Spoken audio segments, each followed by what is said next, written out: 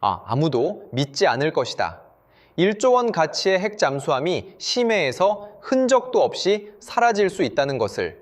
그러나 더 충격적인 것은 잠수함 자체가 아니었다. 그것을 조종하던 사람, 즉 함장이 그의 모든 가족과 함께 자발적으로 떠났다는 사실이다.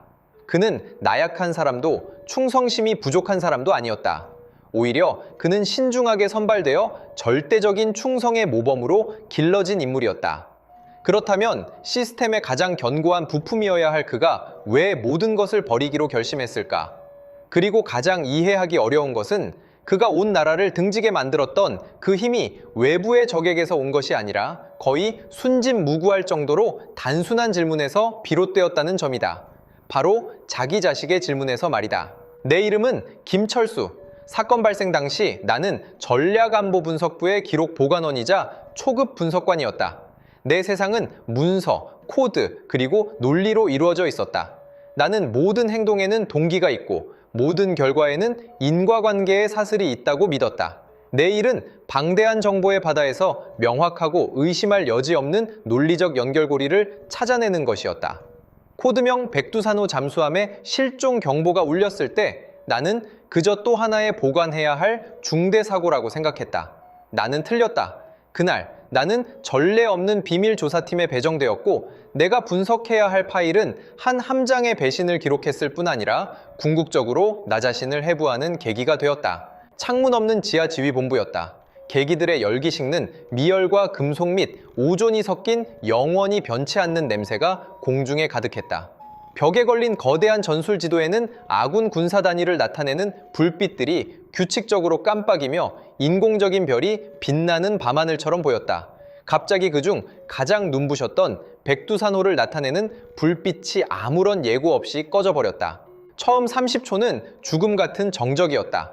이 정적은 아무도 말하지 않아서가 아니라 오히려 통신 채널이 급박하고 헛된 호출들로 가득했기 때문이었다. 그러나 그 소리들은 거대하고 차가운 공포 앞에서 미미하게 들렸다. 기술 장교들의 손가락은 키보드 위를 춤추듯 날아다녔고 화면에 형광빛에 비친 얼굴은 창백했다. 장군들은 꼿꼿이 선체로 있었지만 굳게 쥔 주먹과 가끔 움찔거리는 턱 근육이 그들 내면의 격렬한 파도를 드러냈다. 핵 잠수함은 적의 머리 위에 드리워진 다모클레스의 칼이자 우리 전략 억제의 초석이었다. 그것의 실종은 단순히 값비싼 무기를 잃는 것을 넘어 우리의 가장 깊은 안보 의식이 뿌리째 뽑힌 것이었다. 공포의 근원은 상실에서 오는 것이 아니라 통제 불능에서 비롯되었다. 절대적인 통제를 최고 신조로 여기는 시스템에서 통제 불능 그 자체는 패배였다. 사고조사는 정밀한 시계처럼 시작되었다. 기계 고장, 해류의 영향, 해저 지진, 적의 공격, 모든 가능성이 제시되었지만 더욱 강력한 계산 능력과 정보 분석으로 부정되었다. 모든 물리적 세계의 설명이 배제되었을 때 가장 언급하고 싶지 않은 단어가 심해의 물귀신처럼 모든 사람의 마음에 조용히 떠올랐다. 바로 배신이었다. 이 단어가 등장하자마 지휘본부의 분위기는 순간적으로 긴장해서 음산함으로 변했다. 기술적인 문제는 고칠 수 있고 군사적 패배는 복수할 수 있지만 배신만큼은 시스템 내부를 직접 겨냥하며 우리가 믿는 근간을 뒤흔들었다. 이는 우리가 가장 자랑스러워하던 선별 메커니즘, 사상교육, 그리고 충성심 테스트에 문제가 생겼다는 의미였다. 이것은 외부의 공격이 아니라 내부의 암이었다. 조사의 초점은 차가운 기계에서 피와 살을 가진 사람으로 빠르게 옮겨갔다. 그리고 모든 시선은 결국 긴급하게 인출된 최고 기밀로 분류된 인사 파일로 모였다. 파일의 주인은 이성주 함장이었다. 내가 흰 장갑을 끼고 두꺼운 파일의 첫 페이지를 넘겼을 때 분석가로서의 나의 자신감은 처음으로 흔들렸다. 이 파일은 너무나도 완벽했기 때문이다. 이성주는 단순한 장교가 아니었다. 그는 우리 시스템의 가장 뛰어난 예술 작품이었다. 정밀하게 설계되고 끊임없이 다듬어졌으며 결국 절대적인 충성심을 가진 완벽한 모범으로 프로그래밍된 인물이었다. 그의 혈통은 흠잡을 데 없었다. 할아버지는 전란 속에서 건국 원로들과 함께 싸운 혁명 원로였고 가문의 성씨는 국가 역사의 기념비에 새겨져 있었다. 아버지는 혁혁한 전공을 세운 장군으로 평생을 이 군사분계선을 지키기 위해 싸웠다. 이성주는 군대의 나팔 소리와 아버지 세대의 전투 이야기 속에서 자랐다고 할 수 있다. 그의 피 속에는 보통의 붉은 액체가 흐르는 것이 아니라 3대에 걸쳐 쌓아온 영광과 책임, 희생이 흐르고 있었다. 이러한 배경은 그가 태어나는 순간부터 평범한 사람이 될 수 없도록 만들었다. 그는 깃발이었고 상징이었다. 그의 이력은 한치의 흐트러짐도 없는 오직 위로만 향하는 완벽한 궤적이었다. 전국 최고 군사학교를 수석으로 졸업하고 해군 지휘학교에서 심화 교육을 받는 등 그의 모든 성적표는 완벽에 가까웠다. 15년간의 복무 기간 동안 실수 제로, 규율 위반 제로, 불만 제로였다. 그는 가장 위험한 침투 임무를 수행하며 적의 눈앞에서 몇 주 동안 잠수하여 유령처럼 정보를 수집했고 가장 복잡한 군사훈련을 지휘했으며 매번 전술적 결정은 교과서처럼 정확했다. 심리평가 보고서는 그를 강철 같은 의지, 수정처럼 순수한 충성심, 극한의 압력 속에서도 절대적인 이성을 유지하는 탁월한 능력을 갖춘 인물로 평가했다. 그는 단순히 충성스러운 것을 넘어 그 자체가 충성의 정의였다. 시스템은 그를 신뢰하는 것을 넘어 의존했다. 그는 이 거대한 전쟁 기계의 가장 정밀한 자이로스코프처럼 어떤 풍파 속에서도 기계가 안정적으로 유지되도록 보장했다. 따라서 이 자이로스코프가 스스로 궤도를 벗어나기로 결정했을 때 문제는 더 이상 그의 개인적인 타락이 아니라 전체 기계의 구조적 붕괴가 되었다. 이는 우리가 작동하는 핵심 논리에 처음부터 치명적이고 발견되지 않은 결함이 존재했을 수 있다는 것을 의미했다. 당시 나의 임무는 그 결함을 찾아내는 것이었다. 나는 자료실에 틀어박혀 밤낮으로 이성주의 모든 삶의 조각을 연구하며 시스템 붕괴를 초래한 그 간과된 버그를 찾아내려 애썼다. 이성주 함장의 파일을 깊이 파고들면서 내 마음속에는 묘한 감정이 피어오르기 시작했다. 한때 최고의 영광으로 여겨졌던 함장 임명은 사건 발생 후 다시 살펴보니 무겁고 심지어 잔혹한 밑바탕을 드러냈다. 백두산호의 지휘관이 되는 것은 단순한 직업적 정점을 넘어 일종의 평생에 걸친 헌신과 같았다. 나는 그의 임명식 녹화 영상을 반복해서 보았다. 엄숙한 강당에서 그는 빳빳한 흰색 해군 제복을 입고 최고 지도자로부터 지휘도를 건네받았다. 그의 눈빛은 맑고 단호했으며 우렁찬 목소리로 선서했다. 저 이성주, 제 생명, 제 영혼, 제 모든 것을 위대한 조국과 인민에게 바치겠습니다. 그 순간 카메라는 단상 아래 모든 사람들의 얼굴을 비췄고 모두가 그의 진심에 감동했다. 그때 나 역시 현장에 있었다면 분명 가슴이 벅차올랐을 것이다. 하지만 지금 나는 차가운 자료실에 앉아 이 비디오 테이프를 되감고 재생하고 다시 되감고 다시 재생하면서 그 맹세가 취소할 수 없는 계약처럼 들렸다. 그것은 약속이 아니라 오히려 경고에 가까웠다. 이 순간부터 네 삶은 너 개인의 것이 아니며 네 영혼은 미리 정해진 궤도를 따라야 하고 네 감정과 가족을 포함한 내 모든 것이 국가 전략의 일부가 된다는 경고 말이다. 그리고 당시 수많은 사람들의 부러움을 샀던 특별한 조치. 그의 아내와 겨우 6살 된 아들이 그와 함께 잠수함에 탑승하여 6개월간의 명예순항을 하게 된 것. 은 이제 와서 보니 정교하게 설계된 보험 장치처럼 보였다. 공식 선전에서는 이것을 전례 없는 인간적인 배려이자 영웅 가족에 대한 최고의 예우라고 묘사했다. 이는 우리 시스템의 우월성을 외부에 과시하기 위한 따뜻한 이야기로 포장되었다. 그러나 차가운 전략적 논리 아래에서 가족의 존재는 결코 가볍게 여길 수 없는 변수가 아니었다. 그것은 정확히 계산되고 활용될 수 있는 가장 강력한 감정적 지렛대였다. 그것은 추상적인 충성심이라는 개념을 아이의 천진난만한 미소와 아내의 온화한 시선으로 구체화했다. 이 구체화는 약점이자 동시에 족쇄였다. 나는 이성주 함장 가족의 파일을 찾아보았다. 그의 아내 김수경은 클래식 음악학교를 졸업한 바이올린 교사로 온화한 기품을 지녔고 이력은 깨끗했다. 그들의 아들 이민주는 건강하고 똑똑하며 그림 그리는 것을 특히 좋아하는 아이였다. 파일에는 잠수함 탑승 전 가족 사진 한 장이 첨부되어 있었다. 사진 속 이성주는 군복을 입고 늠름했으며 아내는 그의 옆에 기대어 조용히 미소 짓고 있었다. 어린 민주는 아버지 품에 안겨 작은 태극기를 흔들고 있었는데 그 눈빛에는 미래에 대한 호기심과 동경이 가득했다. 나는 이성주 함장이 잠수함에 좁고 금속성에 차가운 빛이 감도는 통로에서 아내와 아들의 웃는 얼굴을 보았을 때 그의 마음속이 어떤 느낌이었을지 상상할 수 없었다. 남편이자 아버지로서의 자부심이었을까? 가족의 따뜻한 재회였을까? 아니면 말로 설명할 수 없는 감시당하는 듯한 싸늘함이었을까?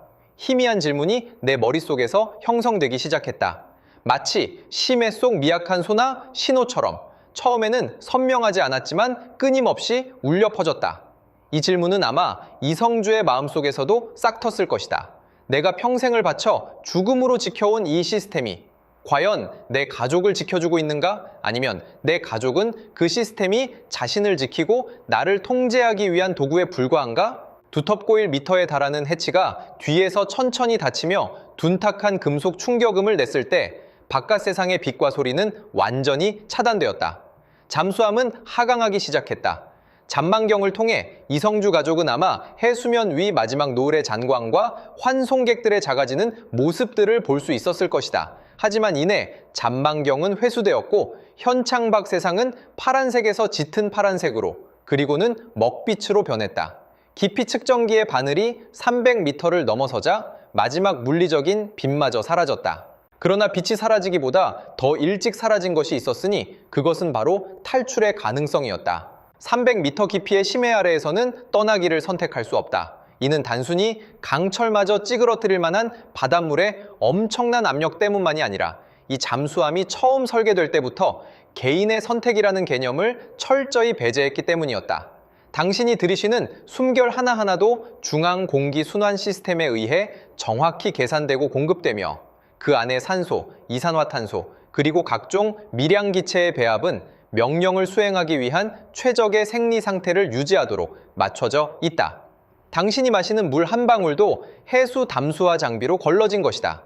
당신이 먹는 음식 하나하나도 엄격한 영양 배합을 거친 군용 식량이었다. 나는 백두산호의 내부 구조도와 생활 일지를 검토하기 시작했다. 이성주 함장의 시각에서 그 세상과 단절된 생존 상태를 경험해보고자 했다. 매일 24시간 당신과 함께하는 것은 핵 반응로, 심장에 끊임없이 낮게 울리는 윙윙거리는 소리였다. 그것은 잠수함의 심장 박동이자 당신 곁에서 잠든 작은 화산의 소리였다. 유압 파이프 속 액체가 흐르는 쉬익 소리, 거대한 수압 아래 금속 구조물이 가끔 내는 이를 갈리게 하는 듯한 신음 소리. 이곳에는 낮과 밤이 없고 오직 인공 조명 시스템이 모의한 단조로운 생활 주기만이 존재했다. 당신은 해가 뜨고 지는 것을 볼 수 없고 미풍이 얼굴을 스치는 것을 느낄 수 없으며 비 온 뒤 흙냄새를 맡을 수도 없다.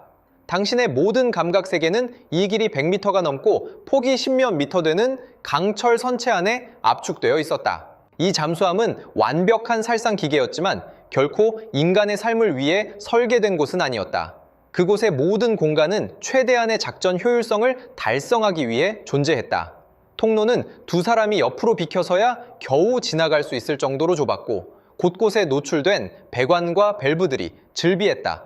승조원들의 침대는 침대라기보다는 몸을 구겨 넣을 수 있는 서랍에 가까웠다. 나는 이성주 함장과 그의 가족이 그 안에 있을 때 그들이 직면한 것이 단순히 물리적인 밀실 공포증이 아니라 철학적인 차원의 속박임을 이해하기 시작했다. 이 잠수함의 임무는 미지를 탐색하는 것이 아니라 미지 속에 자신을 숨기는 것이었다. 그 힘은 생명을 창조하기 위한 것이 아니라 어느 순간 가장 효율적인 방식으로 생명을 끝내기 위한 것이었다. 그리고 그 이성주 함장과 그가 가장 소중히 여기는 가족은 국가안보라는 이름의 움직이는 강철관 속에 갇혀 있었다. 끔찍한 진실이 드러나기 시작했다.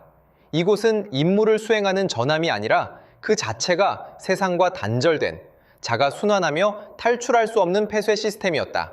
공식 문서에는 가족을 잠수함에 태운 결정이 전례 없는 특별한 배려이자 최고 충성자에 대한 최고의 포상으로 거듭 설명되었다. 홍보부서는 심지어 이를 위한 내부 다큐멘터리까지 제작했는데 화면 속 이성주 함장의 아내 김수경은 작은 가족 활동실에서 아들에게 글자를 가르치고 있었고 취사반은 그들을 위해 정성껏 맛있는 식사를 준비했으며 젊은 승조원들은 어린 민준의 등장에 큰 열정을 보였다. 화면은 따뜻하고 화목했으며 정훈 나아가 전국의 인간적인 모습을 보여주려는 의도였다. 보라, 우리 최첨단의 가장 차가운 전쟁 기계 안에서도 가족의 온기가 가득하다는 것을. 그러나 내가 이 특권의 승인 문서를 보안부서의 기밀 자료실에서 찾아낸 또 다른 문서인 저 핵심 전략 단위에서 심리 구속 메커니즘 적용 가능성에 대한 보고서와 함께 비교했을 때 소름 끼치도록 다른 완전히 상반된 논리가 떠올랐다.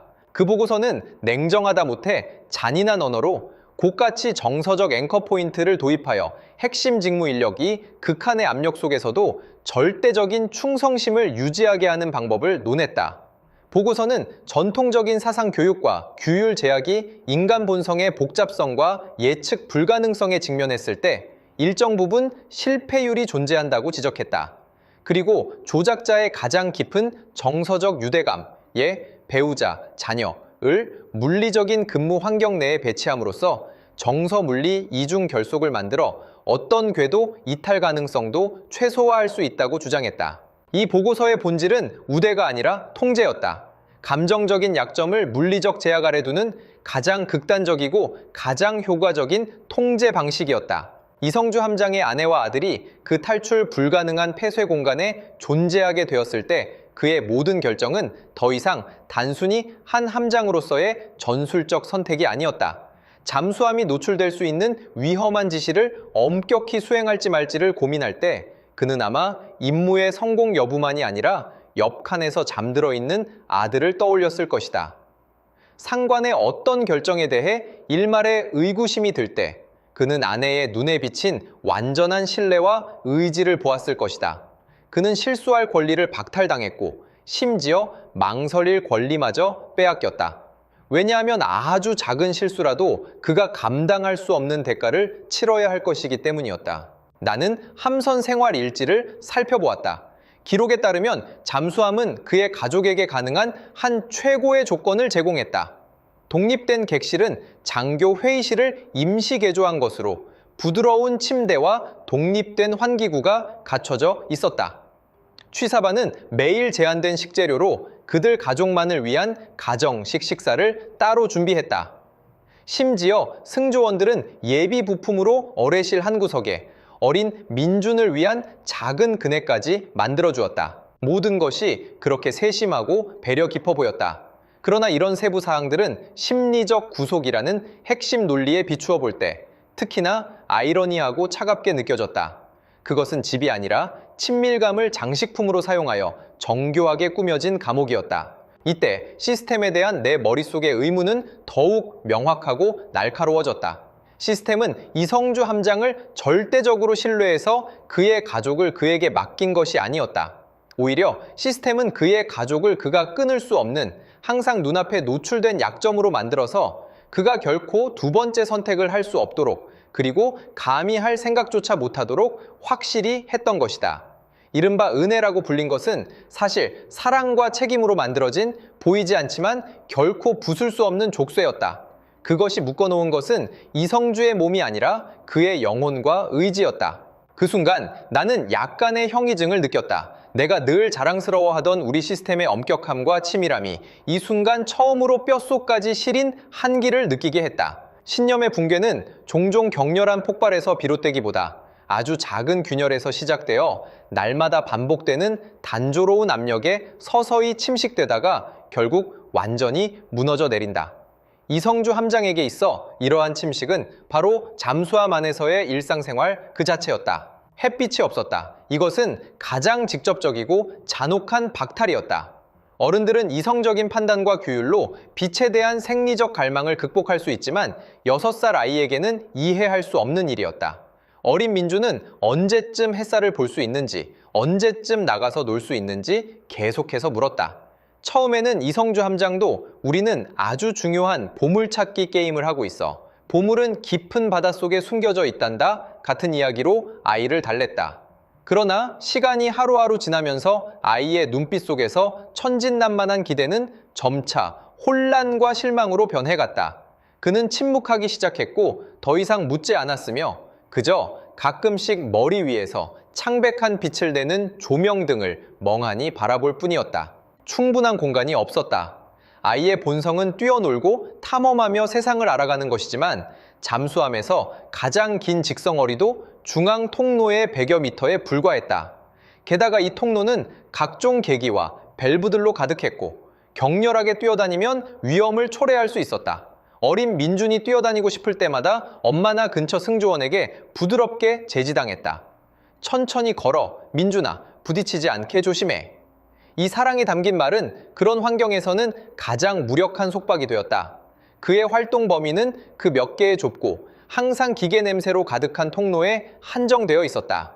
가장 끔찍한 것은 미래가 없었다는 점이다. 잠수함 안에서는 시간이 마치 멈춘 듯했다. 계절의 변화도 나무잎이 푸르름에서 노랗게 변하는 것도 창밖을 오가는 바쁜 사람들도 볼 수 없었다. 매일은 전날과 똑같았다. 일어나고 식사하고 훈련하고 점검하고 잠자는 것.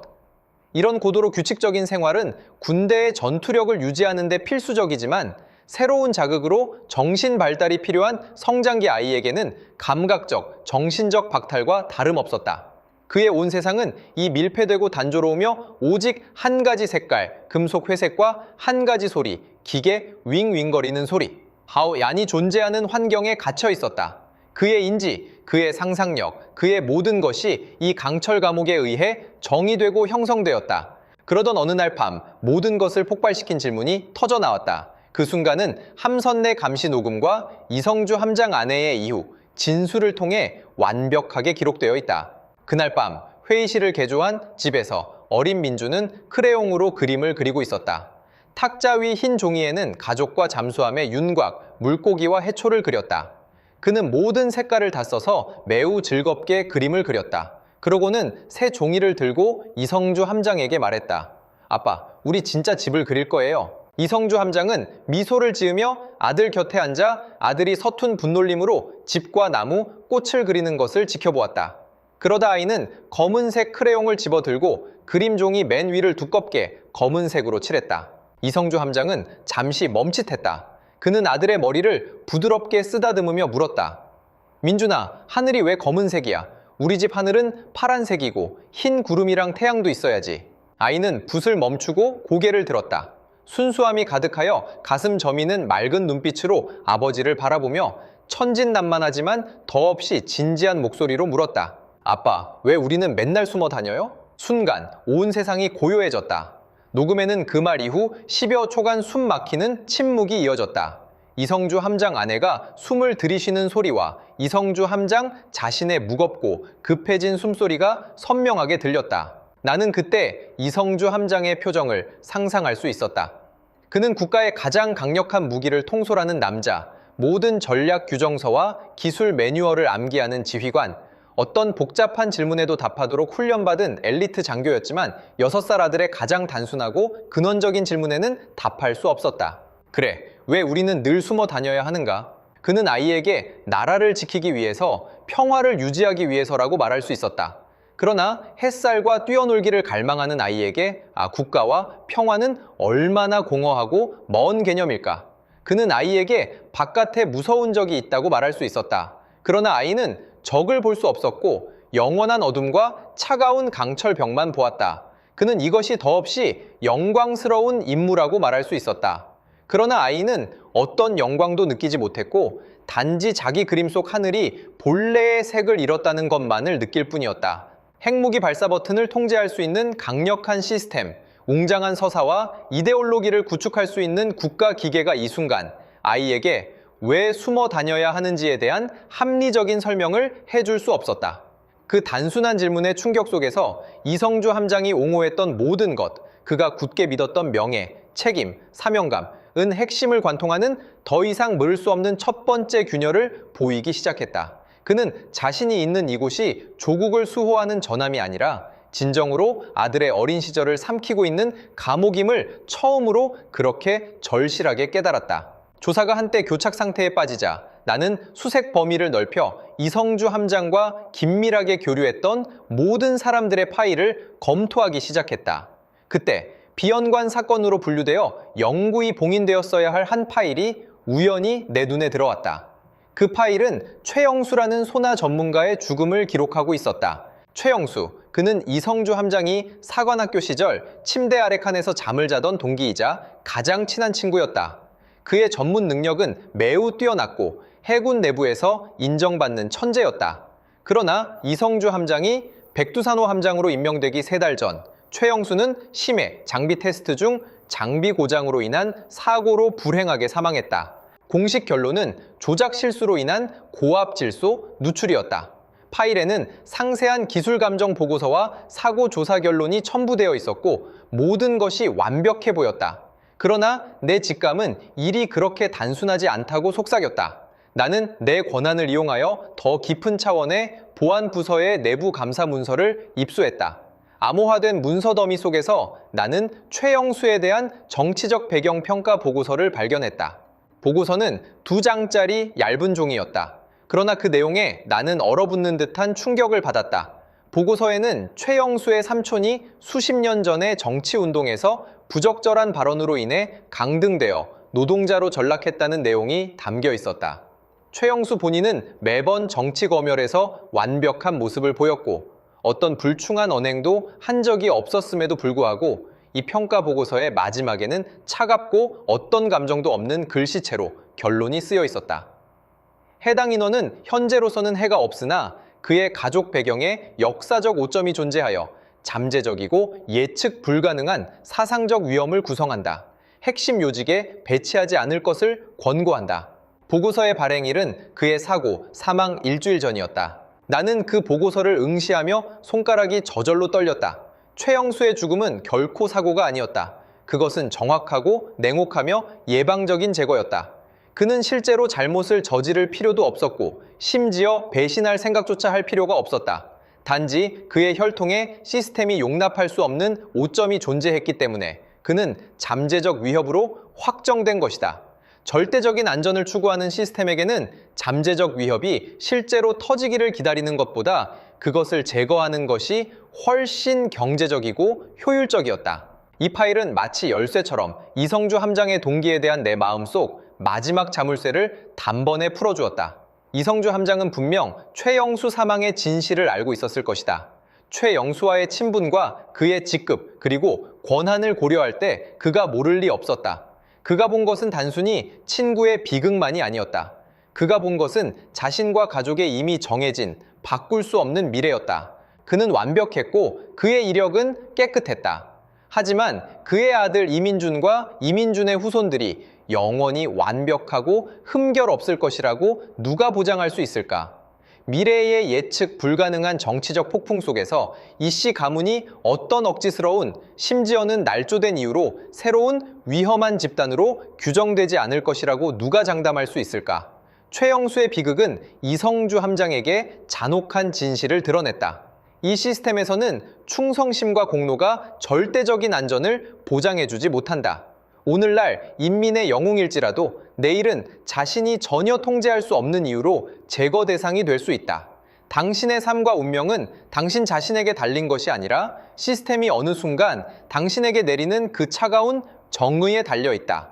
그 순간부터 이성주 함장이 직면한 문제의 성격은 완전히 달라졌다.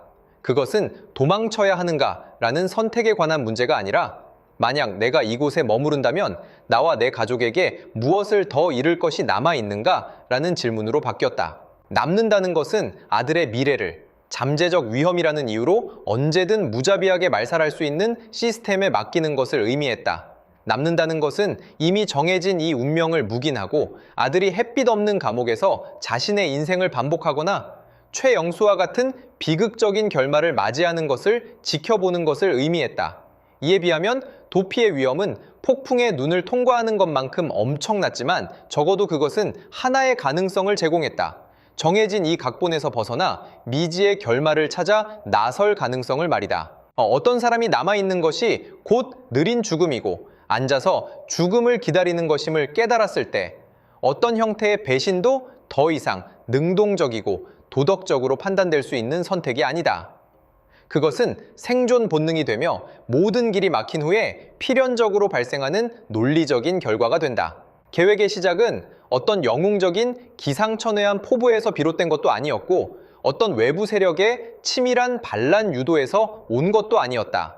그것은 아주 사소하고 순전히 기술적인 세부사항, 거대한 시스템 운용 속에서 거의 무시해도 좋을 만한 작은 흠결에서 시작되었다. 백두산호의 A3 냉각 펌프는 늘 극히 미세하고 통상적인 검사로는 발견하기 어려운 진동 주파수 이상이 존재했다. 이 문제는 오직 한 사람만이 처리할 수 있었는데 바로 함선에서 가장 나이가 많고 가장 말이 없는 박기술병이었다.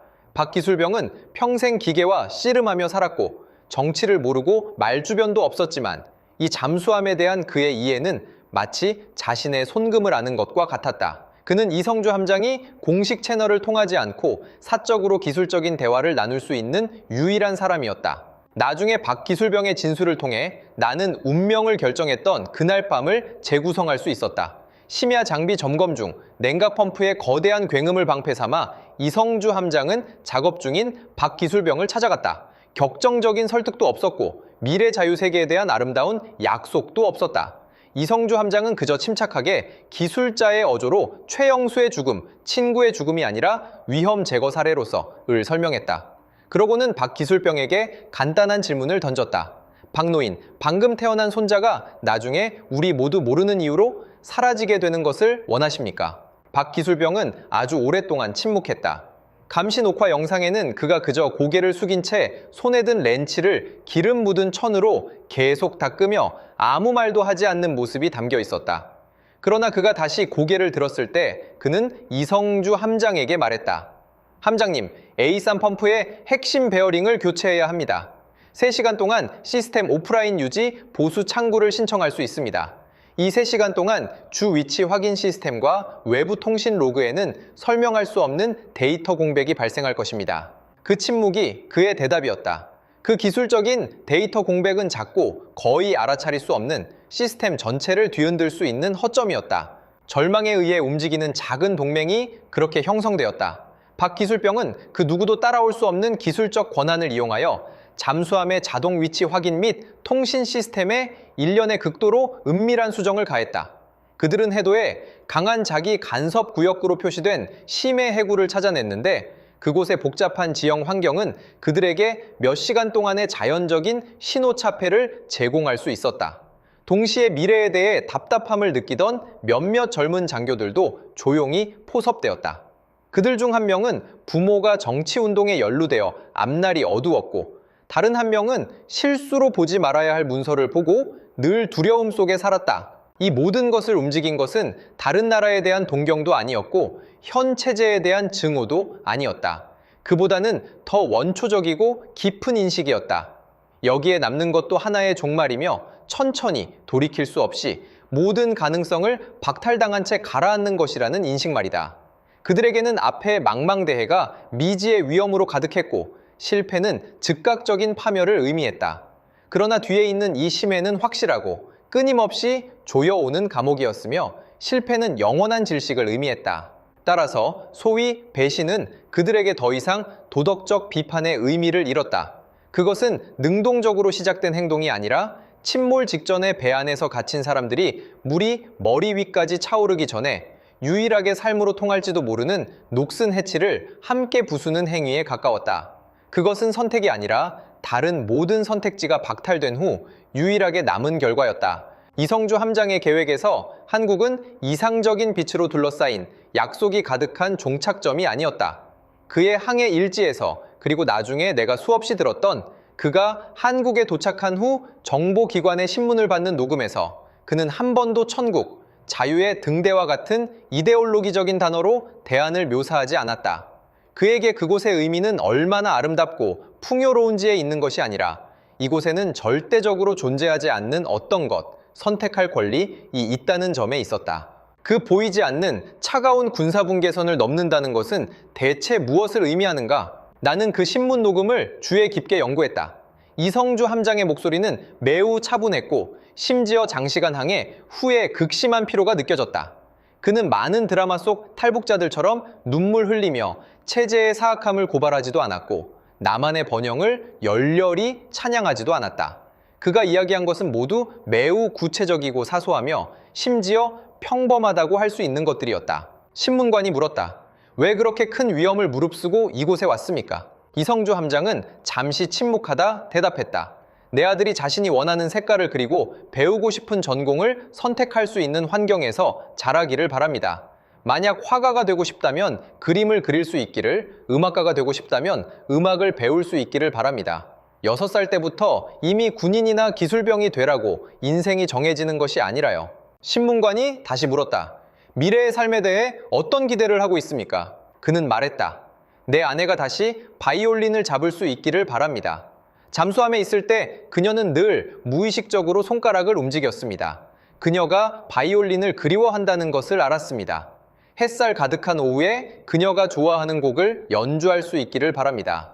매일 억압적인 선실에서 우리의 미래를 걱정하며 지내는 것이 아니라요. 그럼 당신 자신은 어떻습니까? 녹음에는 이성주 함장이 살짝 웃는 소리가 들렸다. 그 웃음에는 깊은 세월의 흔적이 묻어 있었다. 저요? 저는 잘못된 결정 때문에 공정한 재판을 받고 싶습니다. 잠재적 가능성 때문에 미리 제거되는 것이 아니라요. 저는 평범한 사람처럼 실수할 기회도, 실수에 대한 책임을 질 기회도 있기를 바랍니다. 한국은 그에게 완벽을 의미하지 않았다. 그는 그곳에 차별, 치열한 경쟁, 예측 불가능한 어려움이 가득할 수 있다는 것을 분명히 알고 있었다. 그러나 그것은 하나의 가능성을 의미했다. 다르게 살아갈 가능성, 자신의 인생길을 선택할 가능성, 실수를 저질렀을 때 법의 심판을 받을 수 있고 권력에 의해 지워지지 않을 가능성을 말이다. 단지 이런 가능성의 존재, 즉 선택할 권리 그 자체만으로도 그는 모든 것을 걸 이유가 충분했다. 그는 더 나은 세상을 향해 달려간 것이 아니라 다른 선택지가 없는 세상에서 벗어나고 싶었던 것이다. 그 녹음들을 다 들은 후 나는 장비를 끄고 어두운 청취실에 한참 동안 앉아 있었다. 나는 늘 그들과 우리의 대립이 제도의 우월함과 부패함의 대립이고 진리와 오류의 대립이라고 배워왔다. 그러나 이성주 함장의 평범하고 꾸밈 없는 언어 속에서 내가 들은 것은 모든 이데올로기를 초월하는 더 근원적인 갈망이었다. 그것은 한 인간으로서 자신의 삶의 방식을 선택할 기본적인 권리를 갈망하는 것이었다. 그 순간 한국에 대한 나의 시각은 미묘하게, 나 자신도 알아차리지 못하게 변화하기 시작했다. 그것은 더 이상 추상적이고 반드시 이겨야 할 사악한 적대 세력의 상징이 아니었다. 그것은 내 마음속에서 서서히 구체적이고 어떤 귀중한 것을 지닌 참조물로 변화해갔다. 그것은 삶이 어쩌면 정말 다른 각본을 가질 수 있다는 것을 상징했다. 이런 인식은 어떤 외부의 선전이나 주입에서 비롯된 것이 아니라 한 아버지의 가장 소박하고 겸손한 소망 속에서 자연스럽게 자라난 것이었다. 나는 한 줄기 경외감을 느끼기 시작했다. 그 나라에 대한 것이 아니라 선택할 권리를 얻기 위해 모든 것을 불사르는 그 용기에 대한 것이었다.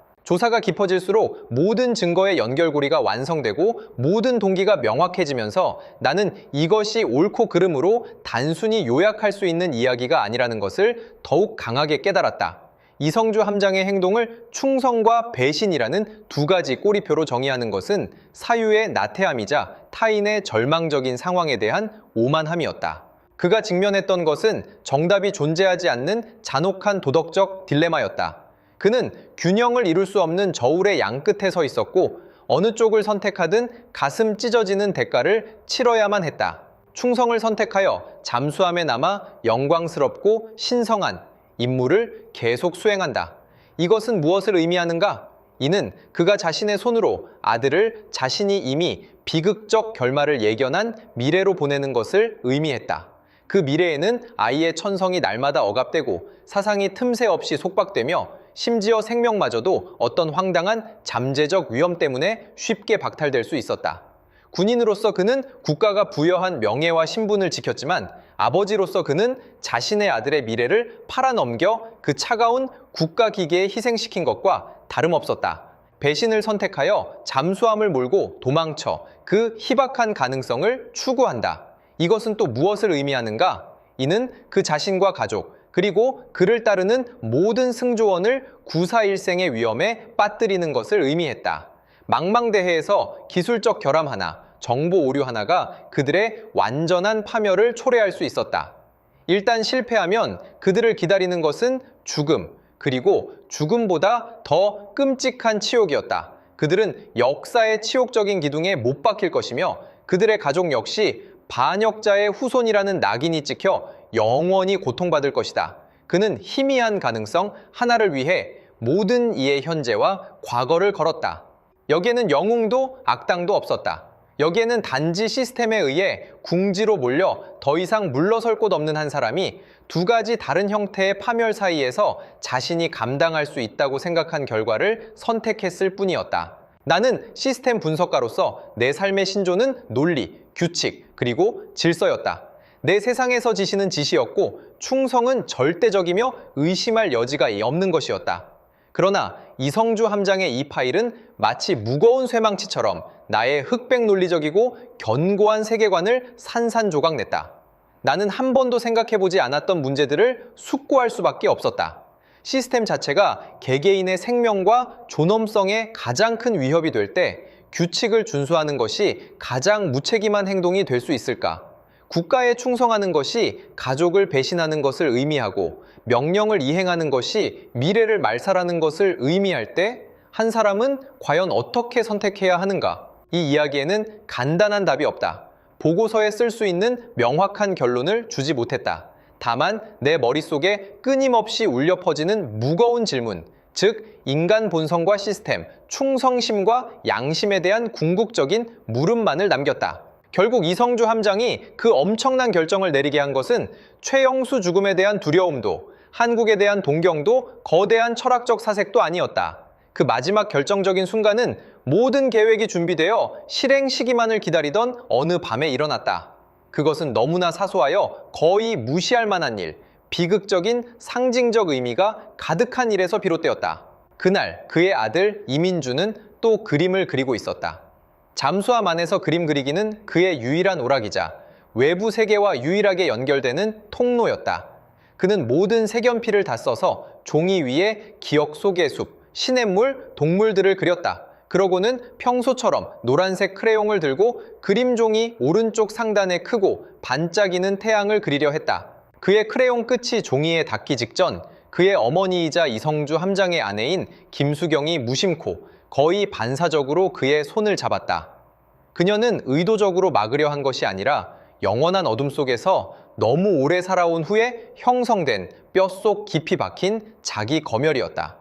그녀는 그림 속 텅 빈 하늘을 바라보며 거의 속삭이듯 약간의 미안함을 담은 목소리로 아들에게 말했다. 아가, 여기는 태양을 그릴 수 없어. 잠수함 안에는 태양이 없었기 때문이다. 그들의 세상은 태양의 존재를 허락하지 않았기 때문이다. 어머니가 부드럽지만 한없이 잔인하게 그리는 것을 금지했던 그 태양은 이성주 함장의 마음속 둑을 무너뜨린 마지막 지푸라기가 되었다. 그는 당시 선실 문가에 서서 이 모든 장면을 목격했다. 그는 아들의 눈에서 순식간에 꺼지는 빛을 보았고 아이가 말없이 노란색 크레용을 내려놓고 검은색 크레용을 집어 하늘을 온통 검게 칠하는 것을 보았다. 그는 아내의 얼굴에 사랑과 체념, 고통이 뒤섞인 복잡한 표정을 보았다. 그 순간 모든 거창한 이야기, 국가적 영예, 이데올로기 투쟁은 그의 눈앞에서 무너지고 산산조각났다. 그가 본 것은 더 이상 추상적인 아들의 미래가 아니라 심장을 멎게 할 만큼 구체적인 장면이었다. 한 아이가 종이에 태양을 그릴 상상력과 권리마저 박탈당한 모습이었다. 그는 자신이 조종하는 국가 최고 영계를 짊어진 핵 잠수함의 궁극적인 임무가 단지 심해에 잠복하는 것뿐만 아니라 아들의 온 세상을 이 영원하고 빛이 허용되지 않는 어둠 속으로 끌고 들어가는 것임을 분명히 깨달았다. 그 순간 이성주 함장은 죽었다. 살아남은 것은 단지 이민준이라는 소년의 아버지일 뿐이었다. 그는 결정을 내렸다. 그가 선택한 것은 한국도 아니었고 소위 자유도 아니었다. 그는 단지 아버지로서 아들에게 이미 정해진 태양 없는 미래를 거부했을 뿐이었다. 그가 다음에 할 일은 모든 것을 불사르고 배의 방향을 돌려 태양이 떠오를지도 모르는 그 방향으로 전속력으로 나아가는 것이었다. 설령 그 방향이 결국 파멸로 이어진다 해도 말이다. 나의 보고서는 결국 이성주 함장이 장기간 심해 근무로 인한 폐쇄공포증과 정신적 붕괴, 그리고 가족 요인의 극단적 영향으로 비이성적인 탈영 행위를 저질렀다는 공식 결론으로 제출되었다. 이것은 모든 관련 당사자가 수용할 수 있고 시스템의 근간을 흔들지 않는 안전한 설명이었다. 이 사건은 그대로 봉인되었고 관련 기록은 영구 기밀로 분류되었다. 그러나 나에게는 결코 끝나지 않았다. 이성주 함장의 이야기는 뽑히지 않는 가시처럼 내 생각 깊숙이 박혔다. 그것은 내가 몸담고 있는 이 세상을, 내가 늘 굳게 믿어왔던 충성과 책임을 다시 돌아보게 했다. 우리는 늘 더 위대하고 숭고한 목표를 위해 개인의 모든 것을 희생해야 한다고 배웠다. 그러나 그 위대한 목표가 한 아이가 종이에 태양을 그릴 권리를 박탈하는 대가를 요구한다면 그 목표 자체는 과연 추구할 만한 가치가 있는 것일까? 이 질문에 나는 아직 답을 찾지 못했다. 제 이야기를 들어주셔서 감사합니다. 이것은 당신을 설득하려는 이야기가 아닙니다. 그저 제가 사건의 간접 증인으로서 모든 차가운 증거를 검토한 후 어쩔 수 없이 받아들일 수밖에 없었던 따뜻한 현실일 뿐입니다. 충성과 배신, 국가와 가정, 그리고 그 어둠과 금지된 태양에 대해 당신도 자신만의 생각을 가지고 있을 것입니다. 저는 기꺼이 당신의 생각을 듣고 싶습니다.